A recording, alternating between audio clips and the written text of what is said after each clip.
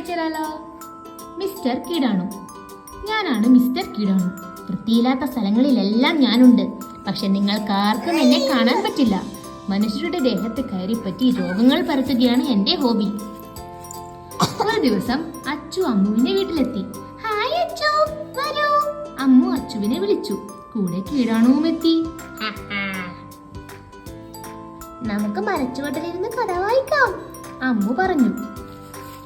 അത് കൊള്ളാം, അച്ചു തല കുലുക്കി. അമ്മ ചൂലെടുക്കാൻ പോയി. കീടാണു ഉടനെ ചൂലിലേക്ക് ഒറ്റച്ചാട്ടം. ചൂലെടുക്കുമ്പോൾ കയ്യിലൂടെ കയറി അസുഖം വരുത്താം. കീടാണുവിന് സന്തോഷമായി. അപ്പോഴാണ് അമ്മ അവിടേക്ക് വന്നത്. ഏയ്, ചൂലിൽ കീടാണു കാണും. കുട്ടികൾ ചൂലെടുത്താൽ കയ്യിൽ കയറിയാലോ? അമ്മ പറഞ്ഞു. അമ്മയെ കണ്ടതും കീടാണു പേടിച്ചു പോയി. അവൻ വേഗം സ്ഥലം വിട്ടു. മരച്ചുവടും മുറ്റവുമെല്ലാം അമ്മ തൂത്ത് വൃത്തിയാക്കി കൊടുത്തു.